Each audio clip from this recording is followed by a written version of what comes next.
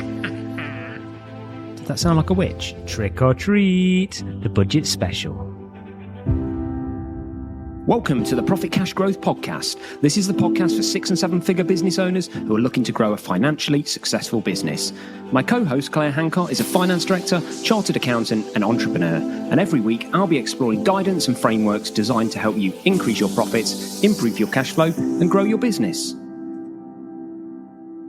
So it's a special occasion, Claire, and you've donned the Gary Glitter top for it. The pearly... I am dressed head to toe in black. I am in mourning for the growth and prosperity of this country. Of our great nation. Yeah, you are all in black. Is that on the back of the budget you just watched and you just feel a bit... Yeah, it does feel a bit gloomy, doesn't it? But yeah, genuinely, I don't really think there's much to be prosperous about, unfortunately. So No, I'm not having that. We can't have that. That's just terrible. We're supposed to be uplifting to our listeners and everybody else.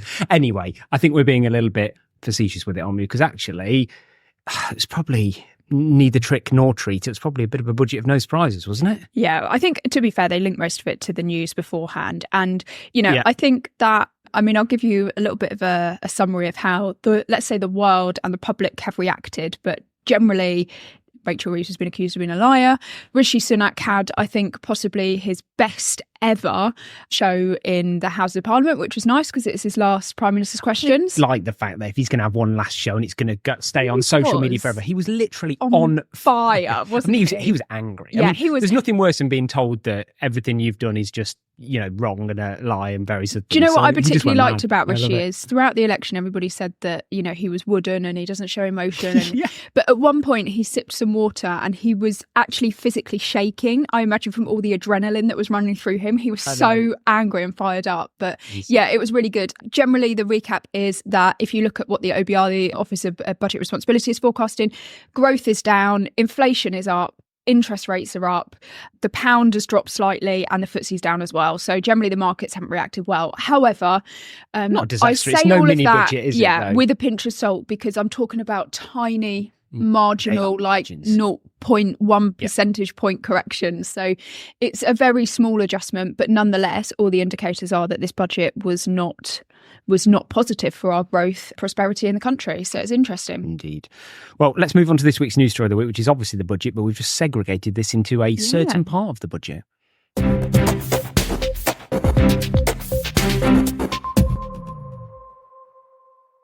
So when this came on the TV, I visibly gasped.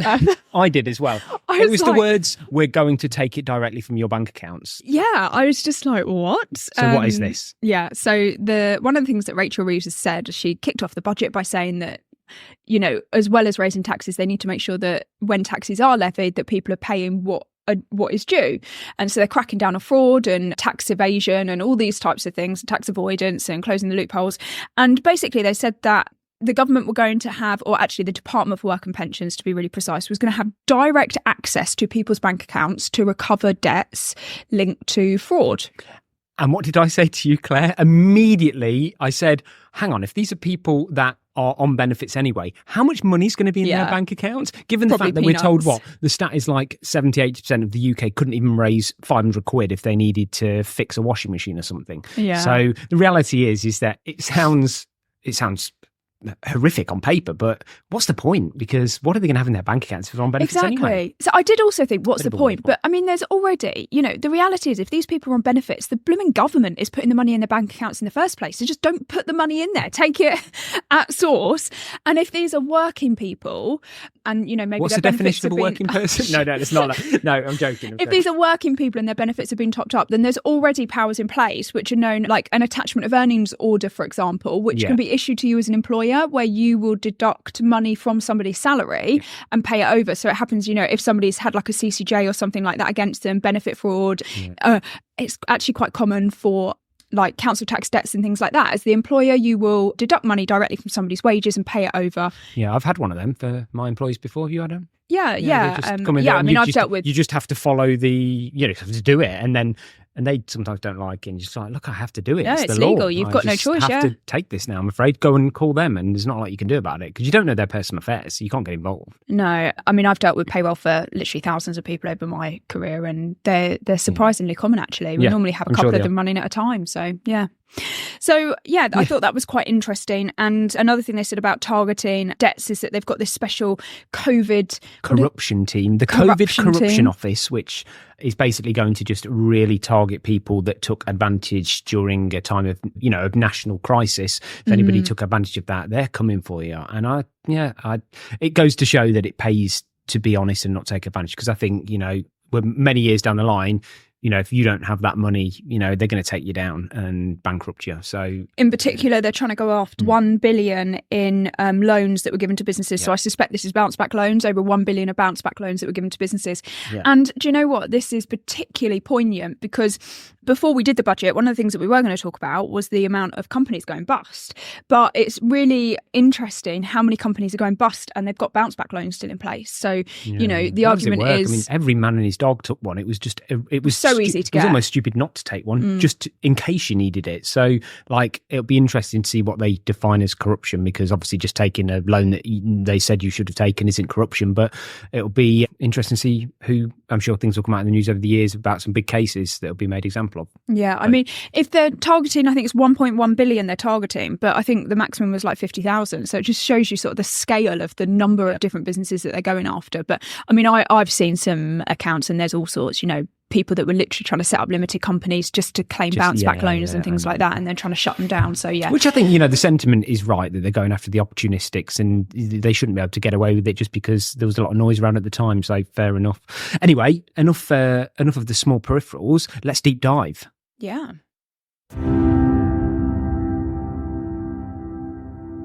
So Claire, let's start with an overarching summary. The budget this year, from the perspective of a business owner, what's your take? Well, I quite liked the sort of narrative that Rachel Reeves was generally trying to put around this, and that this was that we needed to start thinking more strategically about the future of this company and not working, year to year and 6 month to 6 month budget, which I like the idea of. And, I think if you work in a business, this is generally how you think. You've got your day-to-day spending, but then you've got your long-term growth plans about how you're going to keep your business moving forward and keep improving and building infrastructure and improving equipment and things like that. So I actually really quite liked this change that Rachel started talking about. And we saw it, she's announced in the last couple of days that changing her fiscal rules. And this is basically what she's done. Is she said that the country has got day-to-day spending, which is, about running our NHS and benefits and social and healthcare and all those types of things. But then we've also got this long-term investment that we need to do, such as building new roads and building rail infrastructure and building new hospitals and things that actually, if you were a business and you were going to build a brand new premises, you wouldn't expect to see that cost go through your P&L in year one. You would expect to put it on your balance sheet and you would depreciate it over a number of years. So this is the same logic that Rachel Reeves is now applying to our finances, which is broadly in line with a lot of other G7 countries as well. So it's very positive. It seems like finally we've got a government that kind of seems to be working a little bit strategically and thinking ahead about growth. So overall, I think it was positive. I welcome the fact that, and whether she sticks to it, but I welcome the fact that she's moving the budget back to an annual event. And, they've said that the spring budget won't have any fiscal or tax changes as such. So, which is how it used to be before we started meddling every 6 months, and businesses just they couldn't ever commit anything. Well, anyone. So I'm all for that. I welcome the fact that they're taking a long-term view. She talked about a few things in 10-year chunks, didn't she? I think one of the things that does worry me a little bit, and looking back to my time in the corporate world, is by the time we get to the spring budget at the end of October, we've generally done our annual budget for the following year. So there is therefore always some uncertainty about, for example, the cost of employment and what taxes and things like that you're going to be paying. And therefore that does always generally lead businesses to do a bit of a more cautious budget. And big businesses are largely driven by their budget. If it gets in the budget, it gets spent. If it's not in the budget, it doesn't get spent. And therefore, I fear that this moving to very late October annual budget will actually overall hold the growth of the country back potentially. Okay, interesting view. Maybe not so much for small businesses, because it doesn't, like, literally in a big business, it would take us 8 weeks to put a budget together and get it approved. It's, it's a quarter of a year basically doing budgets. So a big part of the budget is about, as Rishi and Conservatives would say, sort of playing with the numbers and fiddling the books. Mm-hmm. And this is the change in the fiscal rules that's just going to allow them to draw upon 40 or 50 billion pounds over their term in Parliament, investment and fund. It's all about making sure they spend that money right. But can you kind of, for somebody that just doesn't understand the level of detail of what they've actually done, can you just sort of summarise in simplistic terms what have they changed? What does it mean compared to what they were doing before? Yeah, so they've literally split out day-to-day spending that's required to keep the country going from long-term investments. And they're saying that if something, we are spending money now to reap long-term benefits, i.e. building infrastructure and investing in planning projects and things like that. You know, I know one of the things they've talked about a lot is about digitising the NHS. Well, all that expenditure they're going to incur in year one, but the benefits are going to be bought over a number of years, 10, 15, 20 years potentially. So what they're saying is we're not going to, if the cost is going to be £1 trillion, we're not going to put £1 trillion, take that out of our budget in year one, because when we do that, there's no money for investment, because the country is literally we are not even covering our day-to-day spending at the moment. This is a little bit like if you think about a business, you've got to pay your rent, your staff costs and all your basic bills that have to come in every month, you've got to pay. But if you think, I want to refurb my office, or we need some new equipment, or we need to buy a new van so we can put another person on the road, all of those types of things, you're not going to put that cost through your profit and loss in 1 year. You're going to spread it over a number of years. Okay, so fundamentally the rules or the changes, sensible and follows similar to companies. But I guess the two questions, why wouldn't the Conservatives have done this, and why hasn't this been done before? If it's such an easy option to find 40 or 50 billion like that, why wouldn't you do this? Isn't this tantamount to, if I was living my life paying for my life through what I earned, and then tomorrow decided that instead of spending £5,000 a month, I was just going to put that £5,000 on a credit card, I'm just pulling forward the money from the future. So essentially I'm kicking a can down the road. Is that what's happening? No, because it's the difference between putting your monthly rent on a credit card and putting your mortgage. But the money's come from somewhere, yeah? Yeah, but you're paying for something that is going to deliver benefit to you in the long term. So if you're just going and, spunking £5,000 on trainers and clothes, and you're going to have none of it left at the end of it, it's just money that's gone. You've not really got an asset, and no future benefit is going to flow from the money that you've just spent. Yeah. But if you go and buy a car that you're going to then use for the next 5 years, so you're not going to have to pay for that cost again. Mm-hmm. And by having that car, you're going to be able to drive to work, so you can now get a higher paid job. It therefore makes sense to bring some of that spending I understand, forward, but doesn't it? Presumably forever and a day, they've never done that. So we've not invested. We've always invested, and we've invested in things that have reaped all those rewards. And I don't get the. Is it what the Conservatives say, which is it's just fiddling numbers?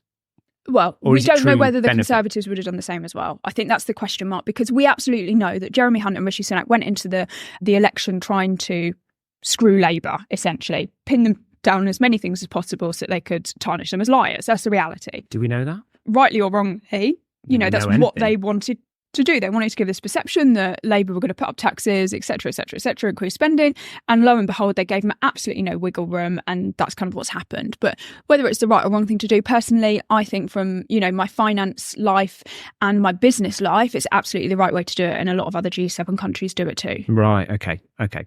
Cool. So let's sort of break down good points, bad points. So let's start with the good points, and let's actually start. I think with kind of the mute points. Let's not forget the things that could have been touched that absolutely weren't touched, which are real wins for business owners. And for me, top of that list comes dividend tax. Yes, they were talking a lot about people that get their income from shares, and that was a little bit scary. I thought potentially at one point. I was a bit worried that they would take away the dividend allowance and also increase dividend taxes. So we dodged a bit of a bullet there. And the they were allowance also is only £500 now, so it's not even it's not even worth having, really, is it? But they were also talking about potentially levying national insurance on pension contributions, and I think that would have been from employers as well. Could have been slightly another worse. Cost. So we dodged a couple of bullets there. And the other big one, for which we kind of knew anyway, but I think it is nice that they said it the way they said it, is that they have capped corporation tax at the 25% for the entire duration of the Parliament, which, while it's really frustrating to go from the 19 to the 25%, and that is a massive additional cost to running a great business that's making great profit, at least we know that they're not going to touch that for 5 years, because they've made a pledge to. I have a bit of a pinch of salt with this, and I'm going to read the details. So we'll do an update in a later podcast once we've had a chance to read through like the literally millions of pages of documents that get released by the government.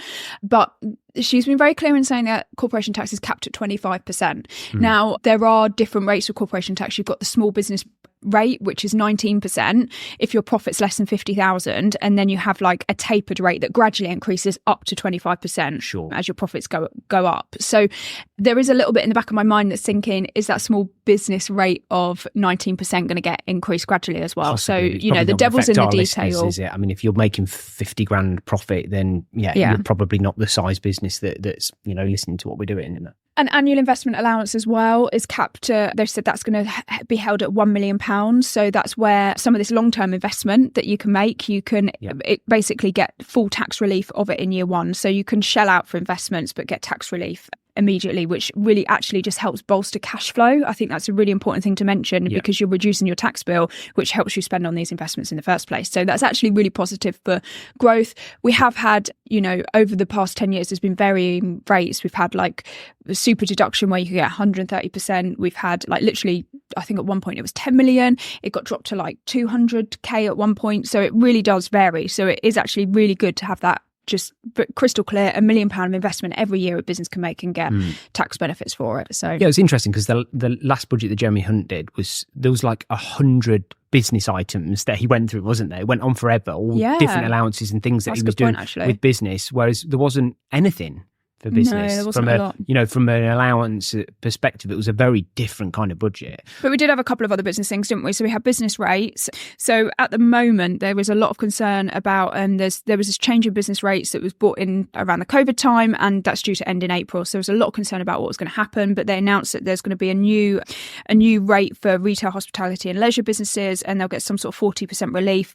It was a little bit concerning when Rachel then went on to say specifically that those with the most expensive properties will pay for that. So it's unclear exactly. She made out self-funding completely, didn't she? So, but again, it's unclear exactly, is their definition of working person is what exactly does that mean, the most expensive properties? Yeah. We could find some of our, sort of medium-sized businesses potentially pulled into paying higher business rates. So again, the devil's in the detail for that one, but we're putting that in the good points for businesses.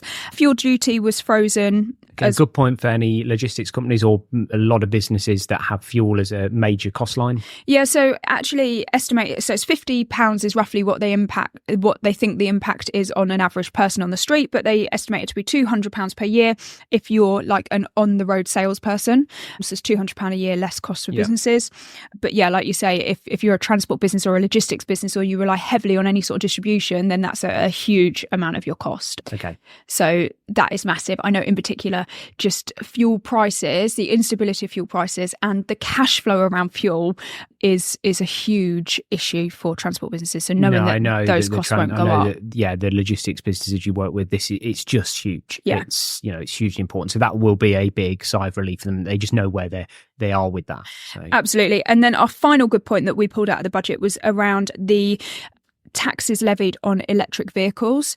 So when the government were trying to encourage people to take up electric vehicles, they introduced new benefit in kind, which is basically when your business provides you with a car, it becomes a benefit in kind and you pay tax on it. And they had originally been gradually increasing these rates from like 2%, and they were increasing 2% every year up to 2028. So that meant if you were looking at buying a car now, you didn't know what was going to happen potentially on like the last 1 or 2 years of your lease. So it was preventing people from signing up to electric cars. Well, they've now said that they're only going to go up another 2%, so they'll go up to 7% and then 9% up to 2030. So at least gives you some certainty that if you get an electric car now, you're not going to be absolutely rinsed on tax in 2029 and 2030. Yeah, great. So that I think summarises where we would categorise most of the good points. Obviously, it was a short list, wasn't it? It is short, but we knew this was a budget where the money could only come from business because they'd back themselves into a corner with working people, and there's nothing they could do with it. So let's work through kind of bad points or points of challenge that business owners need to work through. And we're going to start with capital gains tax, aren't we? Yeah. Now we're going to go over capital gains tax quite quickly because I think although in people's minds, I think this feels like a big thing, like with inheritance tax. But actually, from a business perspective, You're only going to be paying capital gains tax when you sell your business. Yeah, sure. So from that perspective, or when you sell the shares in your business, I should say. So from that perspective, that's for the vast majority of our listeners, it's going to be sort of a once in a lifetime event. So from that perspective, I don't think it's had too much of an impact, but the rates are going up from 10% to 18% and 20% to 24%. So still below what was widely spouted in the media, that they were going to go up to the 20 and 40% brackets that you get. And this is capital gains on everything with the exception of residential property, which has a different banding and hasn't been changed. So if you do own residential property outside of your business, various other things, then if you do dispose of that and it's in your own name, those rates still remain the same, which are quite reasonable and generous. And the top band was reduced by Conservatives from 28 to 24. So that's a positive as well for property owners. Now, a big thing again was BADR, Business Asset Disposal Relief. And this entrepreneurs relief? Yeah, previously known as entrepreneurs relief. Few changes to the rules, but generally it's broadly the same scheme, just renamed. And this means that when you sell your business or dispose of your business, so normally this is applying to people in retirement unless you're like an investor, then you pay a much lower rate of tax. So currently, you can make a gain of up to £1 million and you pay only 10% tax on it. So it's very attractive, particularly for people retiring. Now, it's arguable if BADR in particular is really fueling the reason that people go into small businesses and things like that. And I think it probably fuels that business buying community more than it fuels the average entrepreneur or startup business. Yeah, but since it became BADR, the rules around it have become incredibly tight, and actually, like, the amount of people using it have become less and less anyway. It falls into the it's a shame bucket than it stops people getting going. Because I think if you speak to most people, they'd say, when I started going, I didn't even realise this was a thing. Yeah. And I so think therefore that's the thing, when people start their business, they don't even know about BADR. Yeah.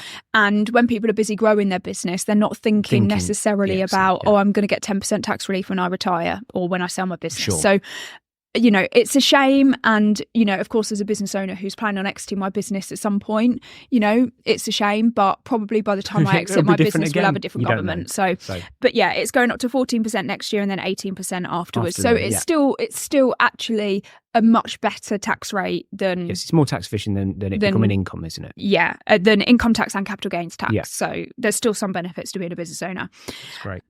But I think overall, the bad point to cover in this budget by Rachel was around the cost of employing people. Yes, and I think that's the way to put it, isn't it? To wrap the whole piece up. There's loads of moving parts, but basically the cost of employment. So, this goes back to that thing about, 70% of businesses don't even employ anybody. So, it's hard enough to get to that hurdle where you're employing somebody in the first place. And guess what? This government has just made it a damn sight harder, is the core message, isn't it? And, this is off the back of, obviously, the changes that are planning on being introduced around tightening up employment rights. So to do with when you're entitled to maternity and paternity, when you're entitled to sick pay, how long somebody's probation period can be, all of these types of things. So there's huge uncertainty around the risk associated with employing people, and then this on top of it. So there's two key changes. There's national minimum wage changes and there's national insurance changes. So we'll start with the national minimum wage. And that national minimum wage has been given a 6.7% increase. It's absolutely huge. Again, and well, I mean, the previous years were nearly 10%. I mean, we went from £10.50 to £11.48 last time. The jump was £1. This time it's 70 odd pence.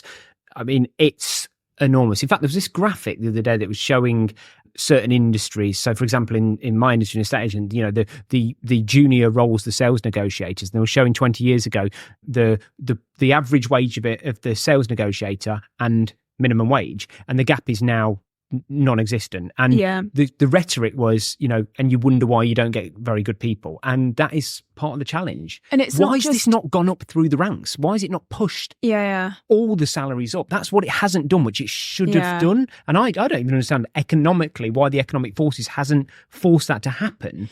But I think there's lots of things in this country around productivity and, when you get to a certain wage, is it worth you taking on extra responsibility and pushing for that extra salary bracket now?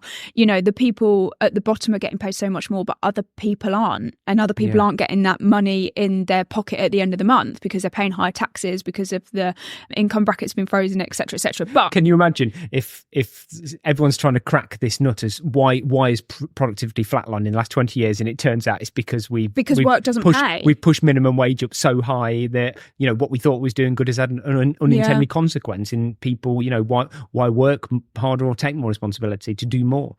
I think that's the thing. It's not necessarily about working harder. It's about, you know, back to our original point at the start with changing the fiscal rules. It's about people that put in that upfront investment. So people that pay for training. And I'm not talking about university, because I didn't go to university. I studied my chartered accountancy exams alongside having a job. In my own personal time, I missed out on going out with my friends and going on holidays because I was self-funding my studies. You did. I mean, let's be very clear. The study that you did was the same level and commitment as going to university. It was insane. I mean, people but you did it alongside a job. I don't even know how you did that, but looking back, but commendable. But I think other people that climb the career ladder are often the same. They put in upfront investment in the hope of having a long-term gain through a better job prospect and a better career prospect. And at the moment, they're not getting it. I mean, that is the actual dictionary definition of an entrepreneur, isn't it? Yeah. You know, to take risk up front in the hope of greater reward, you know. And now that the reward, you know, if you can earn 25 grand just as an entry level national minimum wage salary, you know. Difficult. Well, you take away all these end rewards, you know, you're just chipping away, aren't you, with your pickaxe, your BADR, you're chipping away at, you know, how quickly the owner's ever going to get a salary. Because, I'm not talking about entrepreneurs, I'm just talking about generally the workforce and why people can't be asked to go over and above, and why they'd rather do a 4-day week and never go into the office and things like that, because the reward and the incentive just isn't there anymore. And that's driven from the top, which is government policy, isn't it? But anyway, back to national minimum wage. So firstly, over 21s is increasing again by 6.7%. Now, that's going to increase an annual salary by roughly £1,400 a year for somebody on national living wage. But when you factor in national insurance and pension contributions, which you have to as an employer, the cost in your pocket is about an additional £1,650 a year. Yeah. Yeah. So that's the cost to employing somebody on national living wage. And the younger bracket, the 18 to 20, is going up by 16%. Yeah, and I found this really levelising it with it, which is interesting. Just like, I find it interesting as well that there's no, again, it's like giving everybody everything from the off. There's no like, you know, do you remember the days you used to have to go through the grind and push and prove yourself to get to where you get to? It's just like we give it too early and maybe we lose that push. I don't know. I would say that as somebody that, you know, I didn't come from the most stable of family backgrounds, so I moved out of home when I was very young, and not being able to earn a wage to cover rent was an incredible problem for me. And that absolutely, you know, at one point I had 3 jobs just to try and keep a roof over my head. And I think if I, you know, It isn't Cilla Black's life stories, is it? No, it's not. Gone a little bit Cilla Black's life story. I do completely see this need of people that, you know, you're an adult and you're put, you know, at 18 you become an adult, but you're not entitled to earn the same as other people. However, I also see the flip side of somebody at 18 doesn't have the same skills and experience as somebody who's over at 21. Yeah, so there's pros and cons on both sides of the argument. Actually, I don't think the argument is to reduce that gap between the national minimum wage brackets and just have what they're calling an adult wage. I don't think that's the right answer. I actually think it's government policy, because things like housing support and benefits you're not entitled to when you're 18, which is just absurd. I think, you know, if you're paying taxes and you're an adult, I think that it should be applicable to all. And I think that actually the market, you know, I do believe in free markets, and I do believe that employers will pay a wage applicable to somebody's experience. Yeah. And that isn't always defined by their age, but it is largely defined by somebody's age when they're very new to the employment world. That's the reality of it. So moving on, employers... just for under 21s, a 16% increase in like this national minimum wage that they're talking about. It's £2,900 a year annual salary uplift, which actually is a cost, by the time you factor in national insurance and pensions, is a cost of £3,500 a year. So it's a huge increase if you're employing somebody that's 18 years old. Might as well an extra £3,500 a year might as well go and get the ones with more experience, mightn't you? Well, this is the thing, is that then going to increase unemployment in under 21s. That's the unintended consequence if they're not careful. The second increase that they introduced around the cost of employment was obviously the broadly expected increase in employers' national insurance contributions. Yeah, and it was pitted at between 1% and 2%, and we got 1.2%, didn't we? Which is just them rounding off the 13.8% to 15%. So... And this comes in from April next year, doesn't it? Yeah, it comes in from April next year. Now, I want to point out that this applies to salaries, but also employers pay national insurance contributions on benefits as well. So we talked a little while ago about company cars. If you've got a company car, you also pay national insurance on that. So that rate has also increased. So it's the package, it's the loaded cost, as we talk about the employee. Your loaded cost of employee. So if you've got company cars for people, if you're providing like health insurance or anything like that, particularly if you're thinking about the benefits as a business owner that you get, then your NI cost on that has just gone up too. But we're only going to talk about the impact on somebody's salary now. So there's two changes. So the national insurance has increased to 15%, but also they've reduced what's known as the national insurance secondary threshold. And this is a little bit like how, as an employee, you can earn like 12.5 grand a year without paying income tax on it. Well, employers have the same. You can employ somebody, and at the moment, you can pay them up to £9,100 a year before you have to pay employers NI, but they've reduced that to £5,000. Yeah. Which is huge. Yeah, it's massive. It's cut in half almost. Yeah. So not only are we going to be paying more national insurance, we're going to be paying a higher rate, but it's going to kick in at a much lower salary. And actually, I wonder if which one of them is the most impactful. Probably the cutting of the threshold. By a long way. Yeah, absolutely. So just to give you an idea, if you're employing somebody on a 25K a year salary, which actually is pretty much national living wage now, then the net impact to you is going to be plus £800 a year cost in national insurance contributions. Yeah. And if you're employing somebody on 40k a year, then it's going to be roughly £1,000. I think it's like £987 or something a year to you.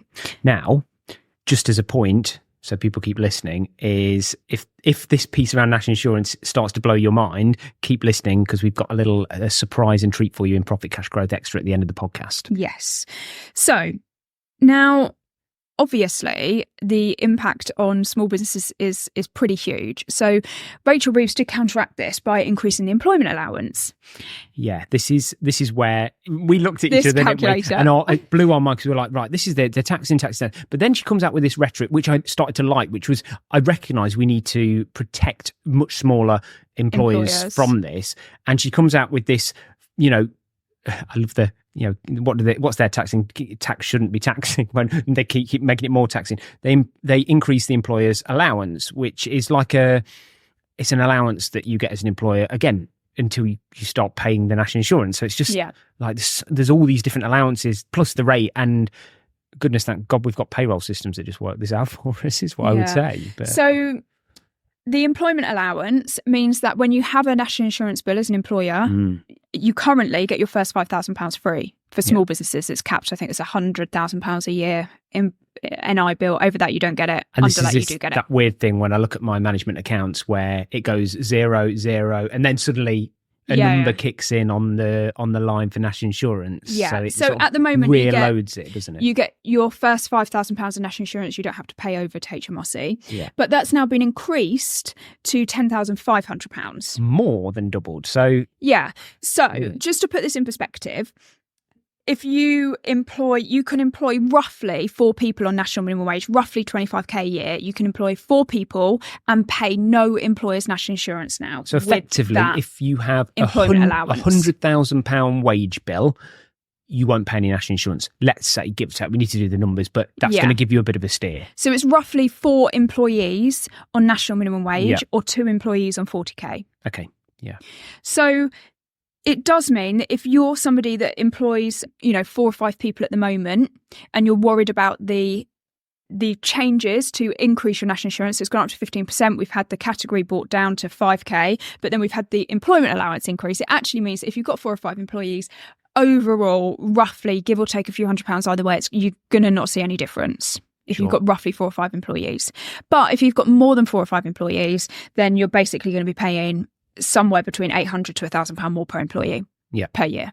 And I guess this comes back to, they gave the signs every step of the way that those with the broadest shoulders will pay the most. Yeah. And they're applying that to businesses as well as people, aren't they? Well, it's really interesting that you say this, because I did have a quick glance through the OBR report, which gets released literally at the end of the budget. The OBR will riveting, then, it does Claire. sound riveting, Sounds but riveting. I love reading stuff like this and getting behind the headlines. And obviously Rachel Reeves puts a certain spin on things in Absolutely. Parliament, and then Rishi Sunak came back with certain things, and the OBR kind of puts what's supposed to be a balanced view on it and an unpolitical view. Now, the OBR, when you read through the impact of all of Rachel's changes, they actually expect employers to pass on 60% of the cost increase to employees. And what they mean by that is that they will just simply not pass on pay increases to employees and benefits. I immediately said this to you. I said the meanest of employer will simply say if they were planning on giving somebody a 3 or 4% pay rise, they will just deduct 1.2% from it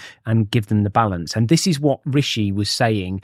And Rachel Reeves said herself just 6 months before when they levied the national insurance. There's a clip doing the rounds on social media when Rishi introduced the national insurance levy specifically for the NHS during COVID, and Rachel Reeves stood up in Parliament and was literally aghast, and she said exactly what business people are saying, that ultimately it's the employee that pays the price, because employers will pass the cost on to employees by not increasing wages. There is, and there is I read a study around kind of these hidden taxes that employers pay that arguably argue that if the employer didn't pay that 15%, that would go in the pocket of the employee in higher salaries, and the OBR are saying 60% of it would be the...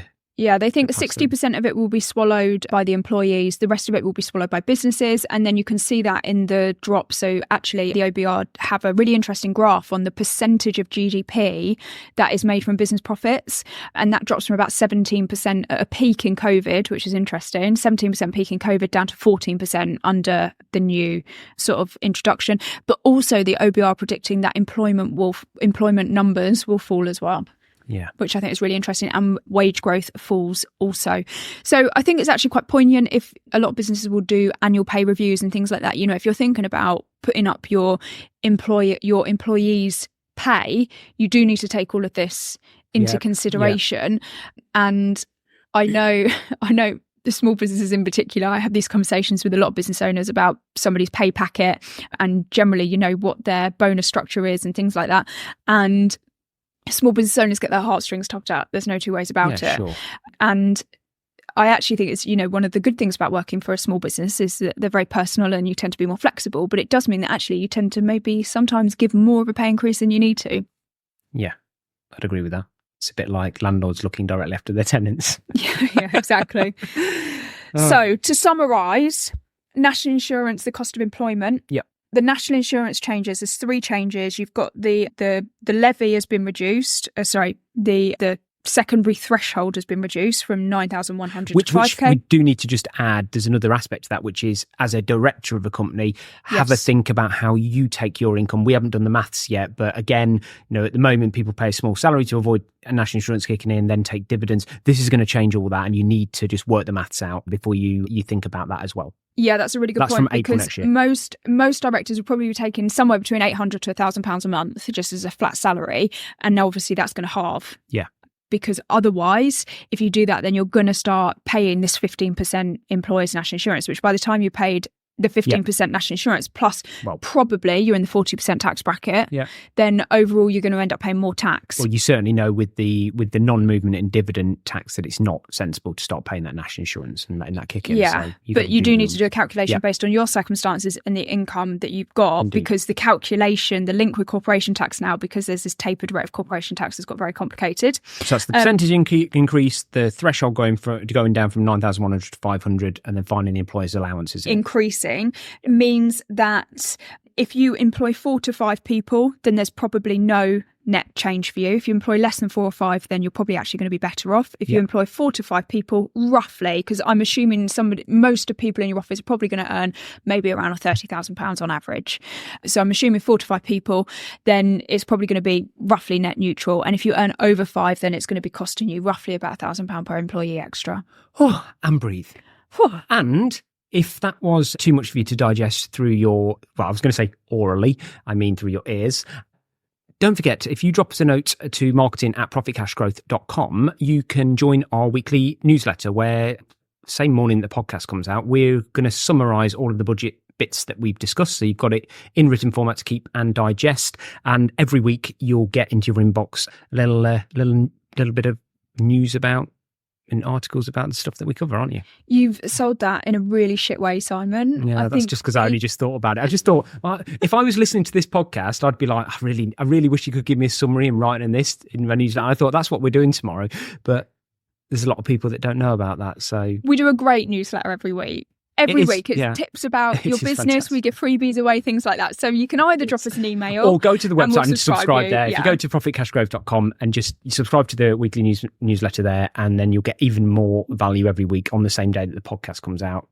But for those already subscribed, they're going to get a summary of the budget tomorrow. I will say that we don't normally do the same content. So our podcast comes out on a Thursday and our newsletter is always different content. I know there are some people that if you listen to the podcast, you watch their YouTube and you're on their LinkedIn and Facebook, it's always the same thing. We don't do that. We always make sure that there's different stuff as well. Yeah, do check that out. Anyway, let's move on to this week's Profit Cash Growth Extra.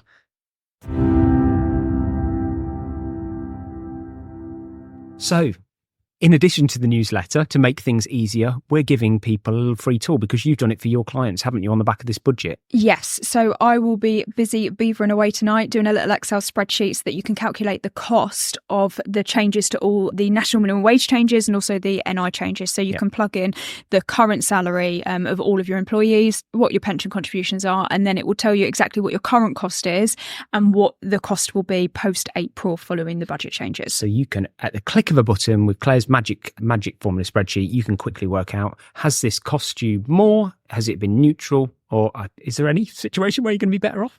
Well, there is. If you've got less than 4 or 5 employees, if you're really small, then actually... So how do you get that, Claire? From this. You need to drop us an email to marketing@profitcashgrowth.com and ask for the NI calculator and we will send it on to you. Yeah, that's marketing@profitcashgrowth.com. Just drop us an email, say, can I please get the NI calculator for the budget 2024, and we'll whiz you across a copy of that when it's ready, which will be done in the next sort of 24 hours, won't it, Claire? Yes, I will work on that. You're going to beaver away, aren't you? Yes. Anyway, a bit of a different podcast this week. Hope you like that. We're obviously not news journalists, but we've tried to pick out the business impact of the budget for you. And we've tried to keep our political opinions a little bit to ourselves. My God, was there a lot of other tax changes, though? There are. So, yeah, if you're interested in the changes to your personal tax, then check out somebody else's podcast. There's too much covering it. Like every tax has gone up. Every tax is increasing with inflation, RPI, something like that. So, yeah, tax. If you're planning on buying another house, that's just gone up. And so there's so many other things going on. But yeah, we're just covering what's going to really impact our clients and business owners. Yeah. So if you do feel like you might have outgrown your current accountant and you'd like to work with Claire and the team at Profit Cash Growth, do jump on the website, profitcashgrowth.com. On there, you can book a free discovery call where Claire and the team will have a chat with you about the makeup of your current business and whether there's anything that we can do to help. As you say, we work with 6- and 7-figure growing businesses, just providing that all-in finance function that everyone's looking for, really. So, and do rate, review, subscribe if you like the podcast, and please just text this episode to just one of your mates and say, bet you've not heard this type of review of the budget. It's great. And see you again next week.